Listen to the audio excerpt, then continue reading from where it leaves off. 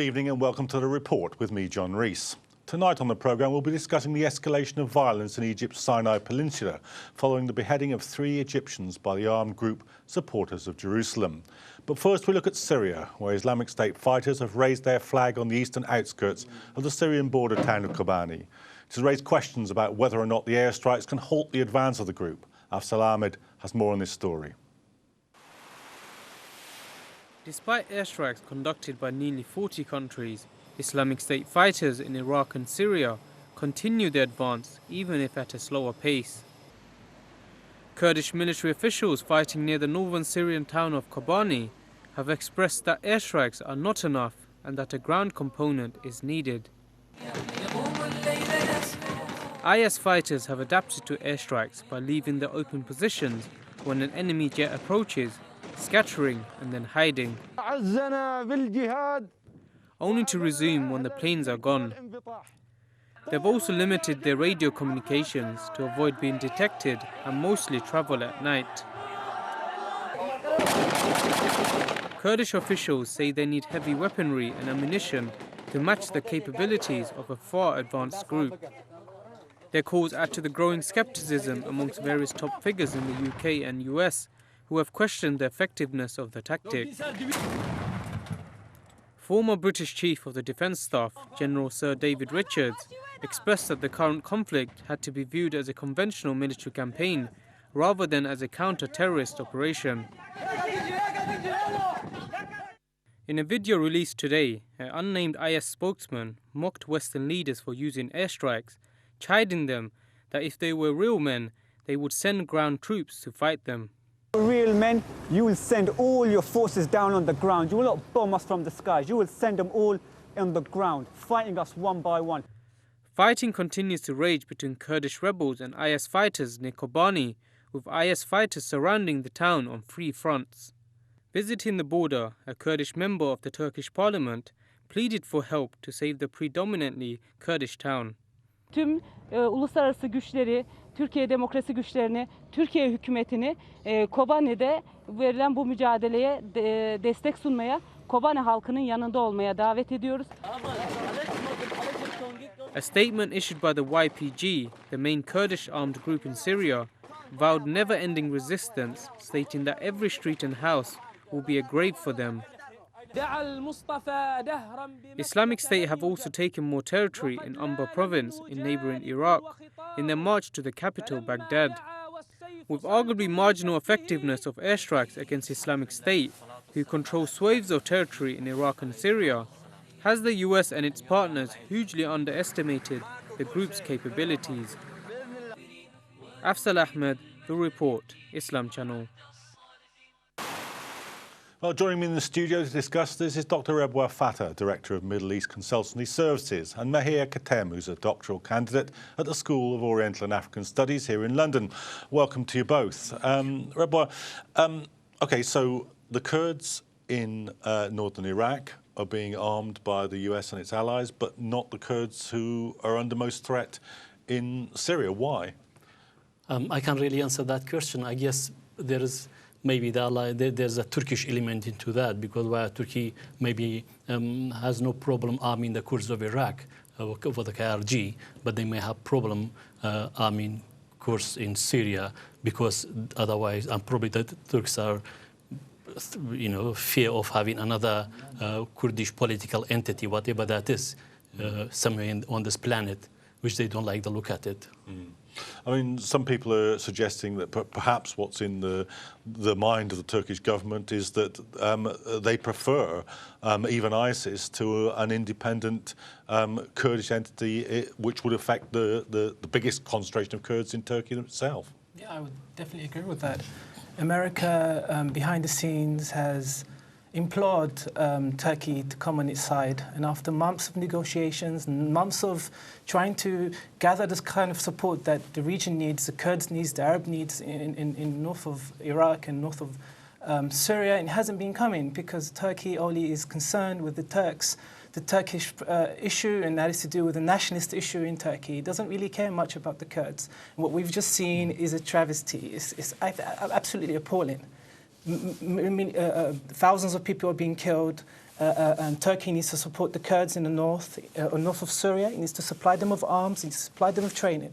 It needs to contain this problem before it actually spills over into Turkey. I mean, it's a remarkable thing, isn't it? Because, of course, the Turkish area in Iraq has become a byword for supplying oil to the Turks, even to the Israelis, whereas the area around Kobani is, most people recognise, a kind of progressive and democratic entity. It's the one thing you'd think you'd want to support in this. Well, I mean, there are definitely more female fighters in the Kobani than we have in the British Army here. I'm talking about the percentage, the number. I mean, and the Kurds so far shown that they are mild, they are not fundamentalist, and I guess they support. If there's a transition, if there's ever a transition to democracy in Syria, I guess they will be the pillar for that. But I guess there's a Turkish element to that. That's why they've not been supported. I mean, put the politics aside, but for humanitarian reason, there are 160,000 refugees in Turkey from Kobani itself. Because don't forget, about 360 or 400 villages already been occupied by ISIS, despite the bombardment from the sky. So it seems to me the bombardment has probably have a very, very limited effect on the ground. Maybe for the sake of the humanitarian reason for the refugees, the tactic must be changed from all these heavy planes into maybe helicopter gunship or something that can eliminate a tank. Because yesterday, I think Sunday, Islamic State bombed Kobani 80 times. So, and they have tanks, like not one or two. They have dozens of tanks around Kobani. And it seems to me the Allied forces haven't really been effective. I mean, do you think this calls into question that the degree to which the United States and its allies have a plan? I mean, in the previous Gulf War, they definitely had a plan. I mean, we can argue about whether it worked, whether it was a disaster or not, but they had a plan. It scarcely looks like they have one in this case.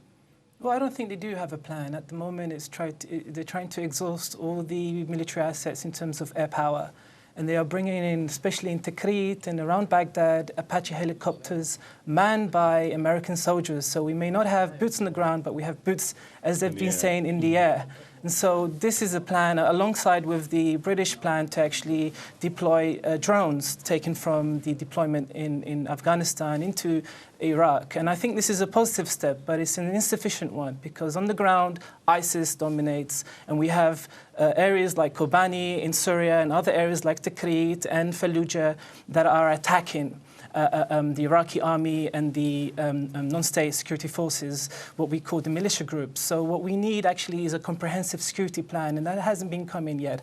Unfortunately, for the Iraqis, they cannot rely, and the Kurds, they cannot rely on America so much, as we've seen, and this is a problem because it's losing confidence of key players in Iraq at a critical time in Iraq's history and its current fight against ISIS.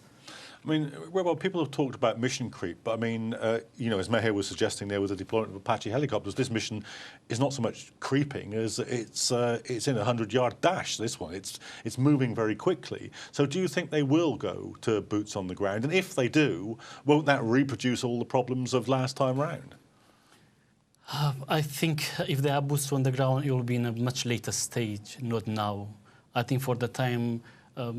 I don't think there's any plan. I think the plan is they bomb them. Maybe Libya is like a template for them. They say they bomb them until maybe they eliminate. But there's a big difference between Kobani and Libya because the opposition were fighting in Libya for a very, very long time. And also they were very heavily armed. But people in Kobani, they are ordinary people mostly. And the best weapon, they have a Kalashnikov. What do you do with a Kalashnikov? While Islamic State confiscated all this arms from Mosul and Raqqa in Syria, as we have seen. Well, do you think Libya is the template? And if it is, it's not looking like a good one, is it? No, it's not a template, actually. There isn't really a template for what's happening now, and this is unfortunate. we need to go back to Iraq's recent history to understand what's happening. And I think this is key. And I think this is, again, we've missed the point, is that in many ways, it's not just ISIS. These are tribes, Sunni tribes, Arab tribes, and so on and so forth in Syria, but also largely coming out from Al-Anbar, Salah ad-Din, and Mosul, who are frustrated with the sectarian system. So while the US may bomb them from the air, actually on the ground, they assert a presence, a very strong presence, and they're strong sense of having felt marginalized and disenfranchised by the exclusive political pact between the Shia and the Kurds. And this is a problem. We need to open up the political system so we can include And do you think the bombing pushes those two forces together? Because when you bomb, you're going to hit Sunni villages, you're going to hit Sunni civilians. Rather than a diplomatic process of pulling those elements apart, aren't you pushing them together by the bombing? Yeah, I would totally agree. I mean, it's twofold. I mean, there has to be some form of bombing because they're attacking minorities, they're attacking the Kurds, they're attacking the Shia, they're attacking innocent people. There are 3,000 women and children, Christian and Yazidi, who have been taken as slaves, sold for $100, even $10, used as sex slaves because they're not Muslim, they're not seen as Muslim. And this is a problem. So, but at the same time, we need to look back at the American surge of 2006 and 7, where America pumped billions of dollars into the grassroots and helped ensure that Iraq wasn't lost to these groups. These are groups that are remnants of Al-Qaeda, but also very much Ba'athist. And this is why they have this organizational capacity to attack the Kurds and the Shia and also use the resources in Iraq, in Syria itself, in Kobani. These are Ba'athist military tactics, and they've used it very effectively. So what we need now is a political solution, but that hasn't been coming. We need to pump more billions of dollars so we can bring the youth, mostly youth who are attacking, on the side of the Iraqi army, on the Iraqi state, on behalf of the Kurds, the Iraq's key partners. And so it's twofold, and it's a military and also a political. But the political hasn't been coming, and the military has been very weak. Do you think General Sir David Richards is right in his comments this week? Because there's now a kind of chorus from the sort of right of the political spectrum, the British establishment, saying there's got to be a ground campaign. Essentially, that's their cry. I cannot see how you can win a war without boots on the ground. I can't see. I mean, for example, in Kobani, maybe they rely on Kurds to fight the Islamic State, but the Kalashnikov is not really very effective, and it seems to me the bombing is not effective either. So you need some sort of movement on the ground, and or maybe you need some sort of a smaller planes like helicopters or whatever it is to fight the Islamic State.